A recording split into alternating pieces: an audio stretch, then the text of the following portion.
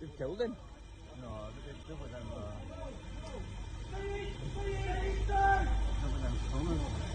Fucking hell, they just... Everybody else, get back! If you're not involved, move back! Get away! Somebody stay with integrity! Everybody else, he has a bomb! Go away! He's got a bomb on him! He's got a bomb! Mate, he's got a... Lad, he's got a bomb on his fucking jacket, mate! Two Jews were murdered on Yom Kippur inside a Manchester synagogue. A terrorist named Jihad al-Shami drove his car into worshippers, stabbed a guard, and tried to break in wearing what looked like a suicide vest. Police shot him dead outside. This wasn't random. This was a targeted strike on Jews, again, in Europe, on the holiest day of the year. And on this episode, I'm breaking down what really happened and what this means and what comes next.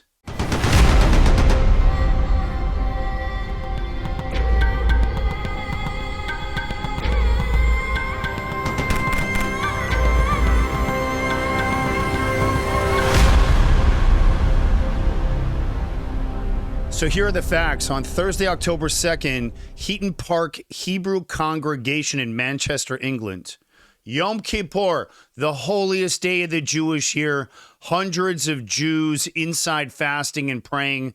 And at 10:30 in the morning, a man named Jihad al-Shami, 35 years old, British citizen of Syrian descent, launches his attack. He rams worshippers with his car. He stabs a security guard to death, tries to break through the synagogue doors, and he's wearing what looks like an explosive vest.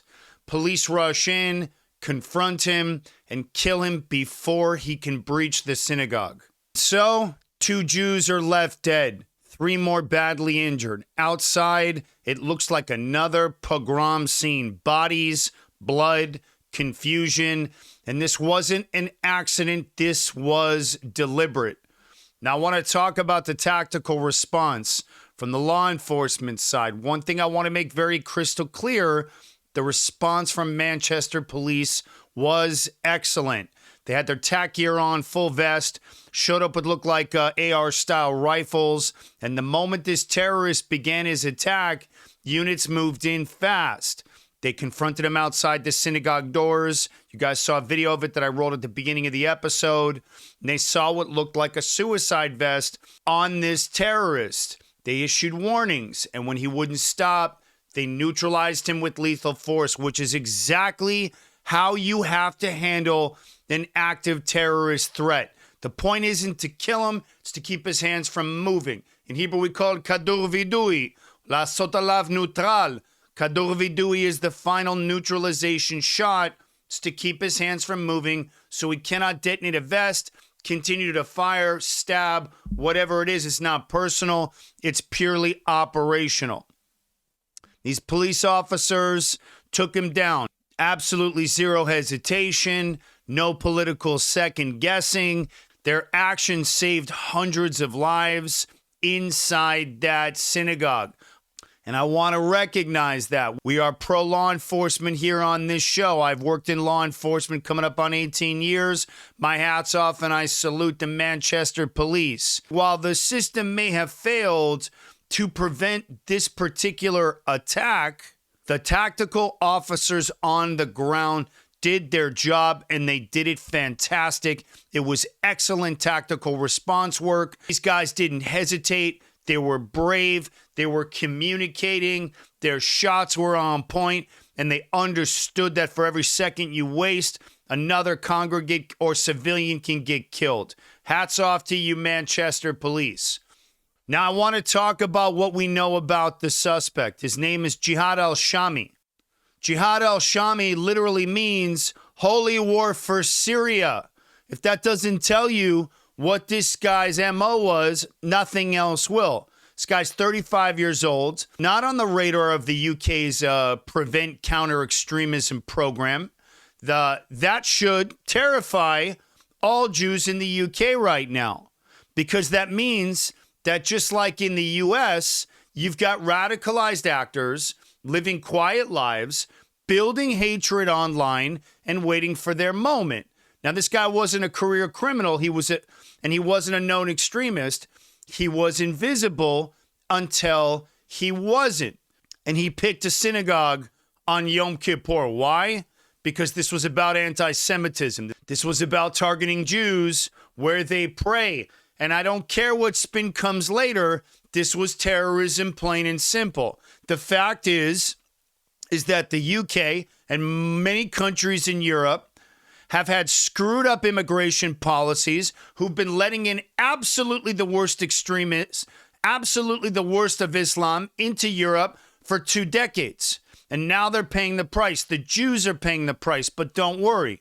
After they go for the Jews, they go for the Christians and the Catholics. That's the way this works. And the UK's ego is too far spun up to admit that their import policies or immigration policies, import policies of Muslims, are completely destroying that country. That is the goal of Sharia, is to spread.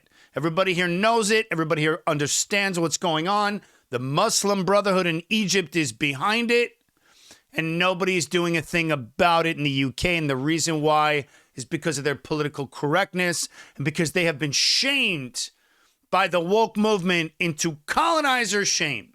Good job. You just got some more Jews killed. And I don't care, again, what the spin comes later. This was terrorism, plain and simple. Now, I want to repeat this. This didn't come out of nowhere. Anti-Semitic attacks in Britain have spiked since October 7th, since Gaza, since the war started, since the global radicalization wave is what I call it. And Jews in London are assaulted on the streets. Synagogues are being vandalized. Kids told to hide their yarmulkes, put away their Magan Davids, their Jewish stars, their necklaces. And here's the ugly truth. Governments talk about protecting Jews, but when it comes down to actually protecting Jews, they wait until after the blood gets spilled. And they'll tell you police will now step it up, step up security, step up patrols, and they'll promise patrols outside these synagogues. But where were they on Yom Kippur? Where was the armed police outside of the synagogue on Yom Kippur? The attacker wasn't even under surveillance. Let me say it again. The attacker wasn't under surveillance. The system failed again in the UK. And even Israel's Prime Minister, Benjamin Netanyahu, Bibi, slammed the UK. He said weakness in the face of terrorism leads to bloodshed. He was right. And what's happening in Europe and in Manchester and in London and in Paris and in Berlin is what we've warned about for years. Imported ideologies, radicalization pipelines, and a political class too scared of their own people because they're too woke to act. And so the combination is deadly. And Jews are the canary in the coal mine. And when they're hit, it's a signal. The war is already inside your borders. Now, I want to talk about fifth generation warfare. I've been beating this drum forever. Now, some of the other podcasters and creators out there are starting to talk about it. I've been whacking this drum for 22 months. I want to talk about fifth generation warfare. I want to talk about what I'm building for it and why it matters. This was what we call fifth gen warfare. It wasn't an army marching in. It was one man with grievance, ideology, and the will to kill. And he didn't need an order. He didn't need a command. He didn't need any type of leadership structure. He was self-activated. And that's what makes this era so dangerous. These actors blend into society until the day they explode. They are being radicalized online by the thousands, hundreds of thousands, if not millions. And here's the truth. The same thing is happening now in America. We saw it in Pittsburgh. You guys remember that shooting at that synagogue? We saw it with the Poway synagogue attack down in San Diego. You guys remember that one? with Colleyville. We've seen it at Buffalo. We've seen it in Allen, Texas. We saw it in Boulder. Lone actors radicalizing online, leaking their intent, and then striking. There's always some digital trail that's out there with these actors. But no one is watching. And that is why I am building Gideon. Get ready for it. You're getting 90 seconds of what it is, what I'm building, and why I need your help. Let me take a minute and tell you guys about something incredible that I'm building and why I need your help. It's called GIDEON. It's the first real-time AI-powered threat detection system for law enforcement and schools. It scans the open web, social media, Discord, Reddit, gaming chats, and flags violent signals before they explode. We're talking about radicalization, grievance buildup, martyrdom language, the exact warning signs we've seen before Uvalde, Buffalo, and the D.C. embassy murders. And right now, there's no system catching it, so I'm building it. And I'm asking you, my audience, the people who care, to help me fund it. Every dollar goes directly to engineering, law enforcement deployment, and getting this into schools and across law enforcement agencies across the country. And so if you've ever asked, why didn't they stop this? Or how come they didn't stop this? This is the answer.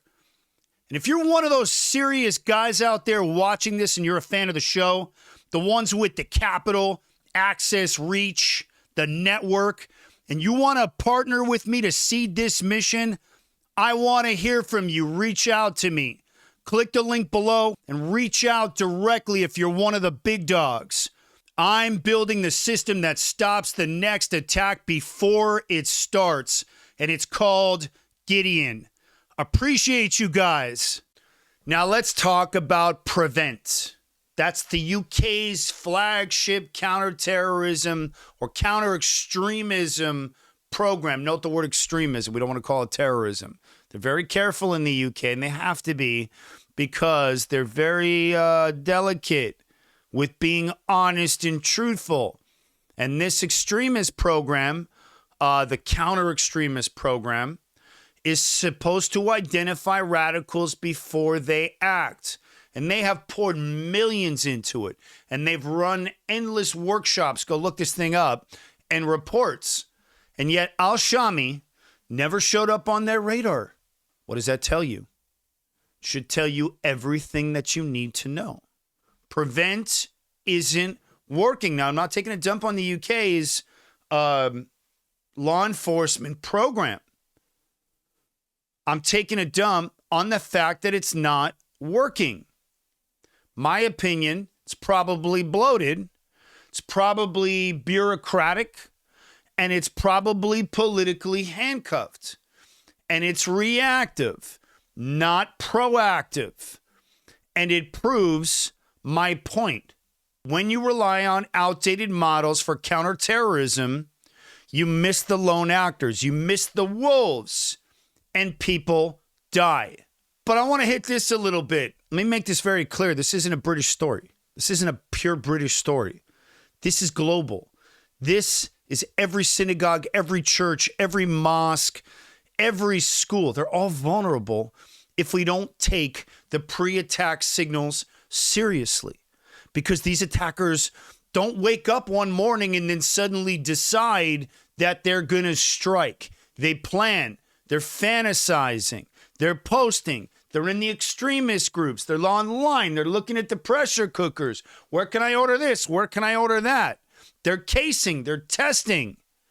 They're leaving digital breadcrumbs, and that's where my system comes in.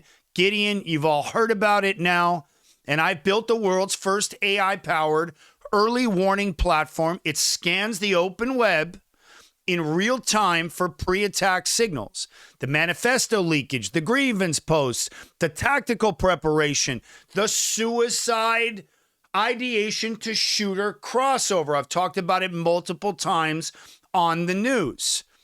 And we're routing alerts to agencies, over 24 agencies, as we speak in real time. We're in the pilot phase, which is very exciting. And we're going to get ahead of this thing. And I am personally leading it with a group of incredible law enforcement leaders. And I'm grateful and blessed to have them on my pilot for this national rollout. And if the UK had something like Gideon, and we have routed alerts to the UK.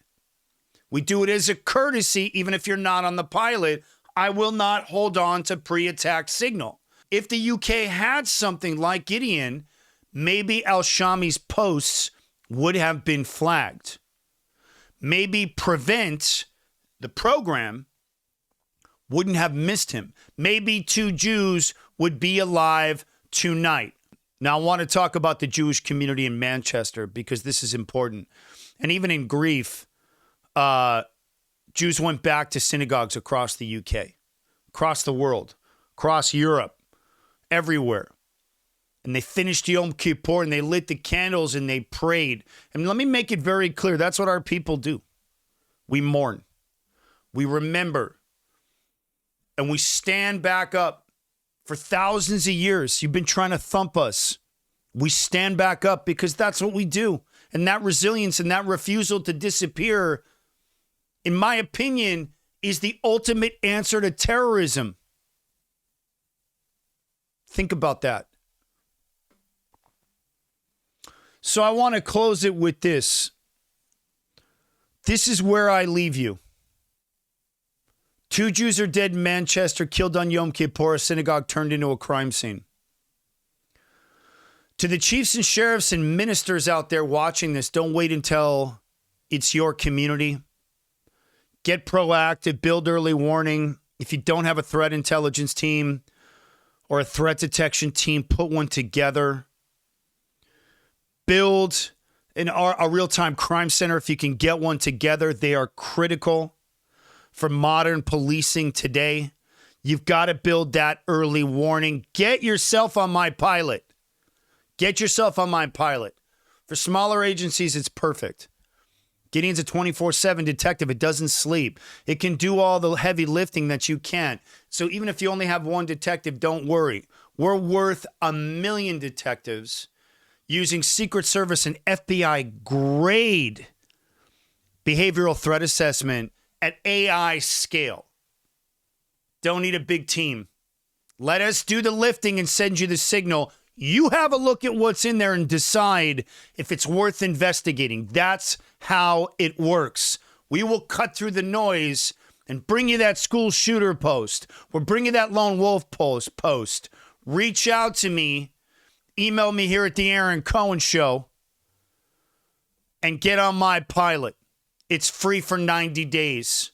Get on and help us shape this thing. We'll start getting you real intel, national grade intel, actual pre-attack signal, because the wolves aren't coming.